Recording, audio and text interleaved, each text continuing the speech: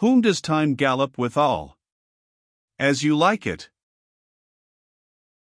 It is fortunate for tale-tellers that they are not tied down like theatrical writers to the unities of time and place, but may conduct their personages to Athens and Thebes at their pleasure, and bring them back at their convenience. Time, to use Rosalind's simile, has hitherto paced with the hero of our tale, for betwixt Morton's first appearance as a competitor for the popinjay and his final departure for Holland hardly 2 months elapsed. Years, however, glided away ere we find it possible to resume the thread of our narrative, and time must be held to have galloped over the interval. Craving, therefore, the privilege of my cast, I entreat the reader's attention to the continuation of the narrative, as it starts from a new era, being the year immediately subsequent to the British Revolution. Scotland had just begun to repose from the convulsion occasioned by a change of dynasty, and, through the prudent tolerance of King William, had narrowly escaped the horrors of a protracted civil war.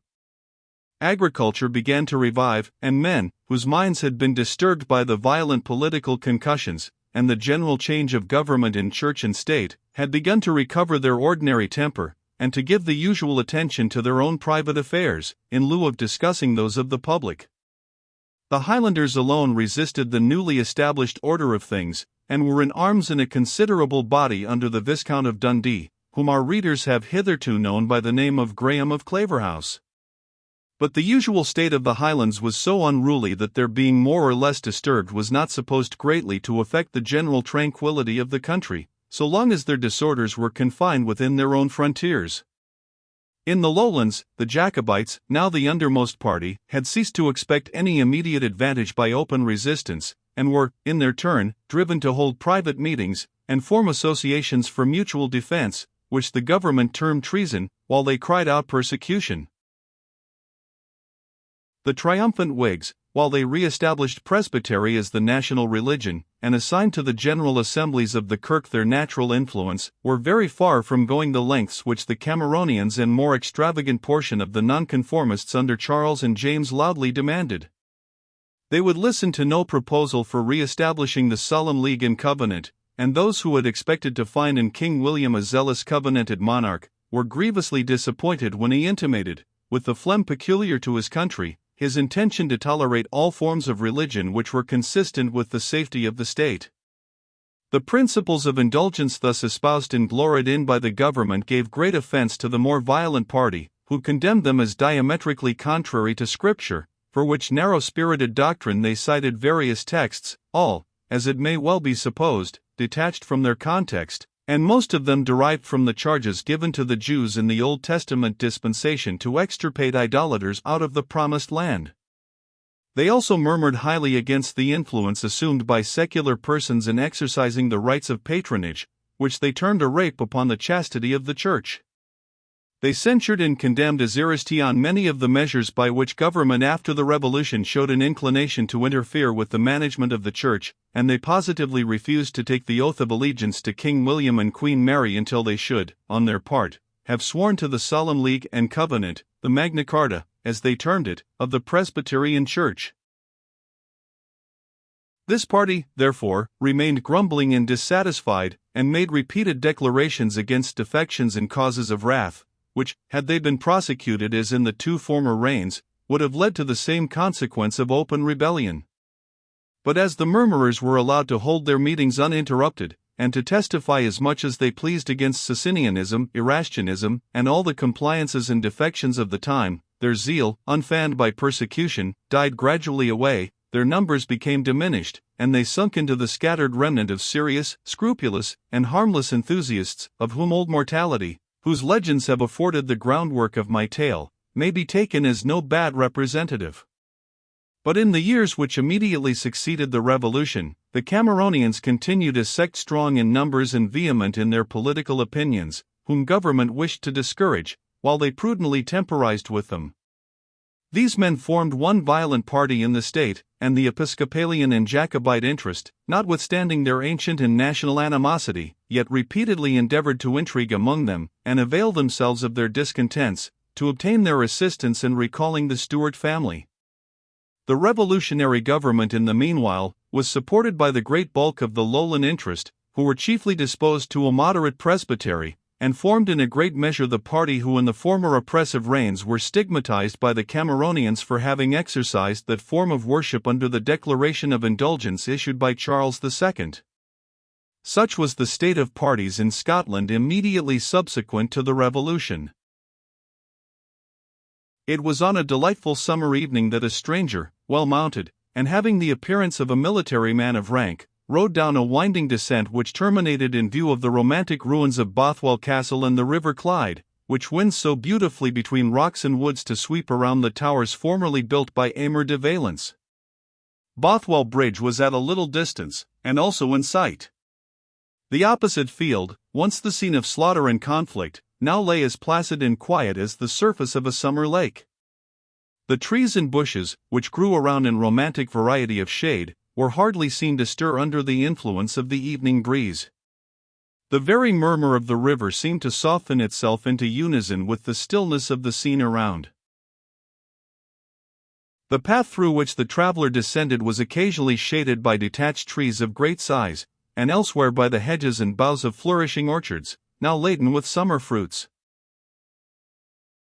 The nearest object of consequence was a farmhouse, or, it might be, the abode of a small proprietor, situated on the side of a sunny bank which was covered by apple and pear trees.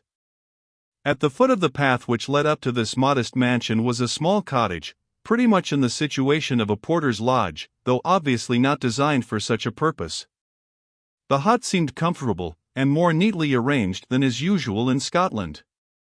It had its little garden, where some fruit trees and bushes were mingled with kitchen herbs, a cow and 6 sheep fed in a paddock hard by. The cock strutted and crowed, and summoned his family around him before the door. A heap of brushwood and turf, neatly made up, indicated that the winter fuel was provided, and the thin blue smoke which ascended from the straw-bound chimney, and winded slowly out from among the green trees, showed that the evening meal was in the act of being made ready. To complete the little scene of rural peace and comfort, a girl of about 5 years old was fetching water in a pitcher from a beautiful fountain of the purest transparency, which bubbled up at the root of a decayed old oak tree about 20 yards from the end of the cottage. The stranger reined up his horse and called to the little nymph, desiring to know the way to Fairy No. The child set down her water pitcher, hardly understanding what was said to her, put her fair flaxen hair apart on her brows, and opened her round blue eyes with the wondering "What's your wool?" which is usually a peasant's first answer, if it can be called one, to all questions whatever. "I wish to know the way to Fairy No." "Mammy, mammy," exclaimed the little rustic, running towards the door of the hut, "come out and speak to the gentleman." Her mother appeared, a handsome young countrywoman, to whose features, originally sly and espiègle in expression, matrimony had given that decent matronly air which peculiarly marks the peasant's wife of Scotland. She had an infant in one arm, and with the other she smoothed down her apron, to which hung a chubby child of 2 years old. The elder girl, whom the traveler had first seen, fell back behind her mother as soon as she appeared, and kept that station, occasionally peeping out to look at the stranger. "What was your pleasure, sir?" said the woman, with an air of respectful breeding not quite common in her rank of life, but without anything resembling forwardness. The stranger looked at her with great earnestness for a moment, and then replied, "I am seeking a place called Fairy No, and a man called Cuthbert Hedrig." "You can probably direct me to him?" "It's my goodman, sir," said the young woman, with a smile of welcome. "Will you alight, sir, and come into our puir dwelling?" Cuddy, a white-headed rogue of 4 years appeared at the door of the hut. "Rin awa, my bonny man, and tell your father a gentleman wants him. Or, stay, Jenny, ye'll hae mair sense, rin ye awa and tell him, he's down at the 4 Acres Park. Winna ye light down and bide a blink, sir? Or would ye take a mouthfew o' bread and cheese, or a drink o' ale, till our goodman comes? It's good ale, though I shouldna say that brews it, but ploughman lads work hard, and maun hae something to keep their hearts abune by ordner. Say I pit a good gowpin o' mout to the browst." As the stranger declined her courteous offers, Cuddy, the reader's old acquaintance, made his appearance in person. His countenance still presented the same mixture of apparent dullness with occasional sparkles, which indicated the craft so often found in the clout shoe. He looked on the rider as on one whom he never had before seen, and, like his daughter and wife, opened the conversation with the regular query, "What's your wool wimey, sir?" "I have a curiosity to ask some questions about this country," said the traveler, "and I was directed to you as an intelligent man who can answer them." "Nae doubt, sir," said Cuddy, after a moment's hesitation. "But I would first like to ken what sort of questions they are. I hae had sae mony questions speered at me in my day, and in sic queer ways, that if ye kenda, ye wadna wonder at my jalousing a thing about them. My mother gard dee me learn the single courage, whilk was a great vex, that I behoved to learn about my godfathers and godmothers to please the auld leddy, and whiles I jumbled them together and pleased none of them, and when I cam to man's estate, cam another kind of questioning in fashion that I liked were than effectual calling, and that did promise and vow of the tape were yoket to the end of the tother. Say ye see, sir, I like to hear questions asked before I answer them. You have nothing to apprehend from mine, my good friend, they only relate to the state of the country." "Country," replied Cuddy, "you, the country's weel enough, and it werena the Dardeeble, Claveressy, they see a him Dundee now, that's stirring about yet in the Highlands, they say, white the Donalds and Duncans and Dougals, that ever wore bottomless breeks, driving about why him, to set things aster again, now we hae gotten them a reasonably well settled. But Mackay will pit him down, there's little doubt o' that, he'll gie him his faring, I'll be cautioned for it." "What makes you so positive of that, my friend?" asked the horseman. "I heard it wy my ain lugs," answered Cuddy, foretold to him by a man that had been 3 hours staying dead, and came back to this earth again just to tell him his mind. "It was at a place they ca Drumshanel." "Indeed," said the stranger. "I can hardly believe you, my friend." "Ye might ask my mither, then, if she were in life," said Cuddy. "It was her explained it to me, for I thought the man had only been wounded. At ony rate, he spake of the casting out of the Stuarts by their very names, and the vengeance that was brewing for Claveressy and his dragoons. They seaed the man Habakkuk Mucklewrath, his brain was a wee agee, but he was a braw preacher for a that." "You seem," said the stranger, "to live in a rich and peaceful country." "It's not a compleno, sir, and we get the crap wheel in," quoth Cuddy, "but if he had seen the blood rinnin as fast on the tap o' that brig yonder as ever the water ran below it, you wadna hae thought it sae bonny a spectacle." "You mean the battle some years since?" "I was waiting upon Monmouth that morning, my good friend, and did see some part of the action," said the stranger. "Then ye saw a bonny stour," said Cuddy. "That sail served me for fighting o' the days o' my life. I judged ye wad be a trooper, by your red scarlet lacecoat and your looped hat." "And which side were you upon, my friend?" continued the inquisitive stranger. "Ah, lad," retorted Cuddy, with a knowing look, or what he designed for such, "there's nae use in telling that, unless I ken wha was asking me." "I commend your prudence, but it is unnecessary. I know you acted on that occasion as servant to Henry Morton."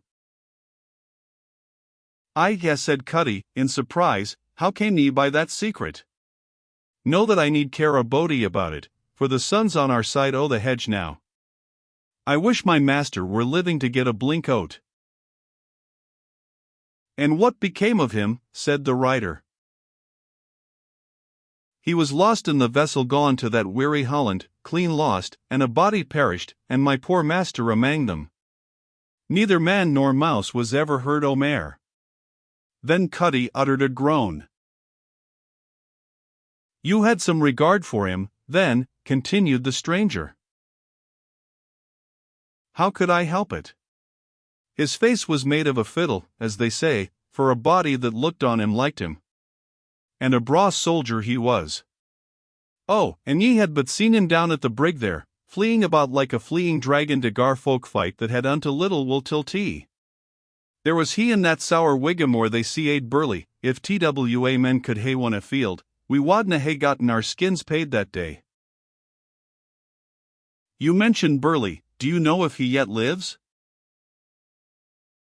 I ken a muckle about him. Folk say he was abroad, and our sufferers wad hold no communion wi' him, because o' his having murdered the archbishop. Say he came hame 10 times dowrer than ever, and broke off money o' the Presbyterians, and at this last coming of the Prince of Orange he could get nae countenance nor command for fear of his devilish temper, and he hasna been heard of since, only some folk say that pride and anger hae driven him clean wood. And, said the traveller, after considerable hesitation, do you know anything of Lord Evandale? Div I ken and I know Lord Evandale? Div I know?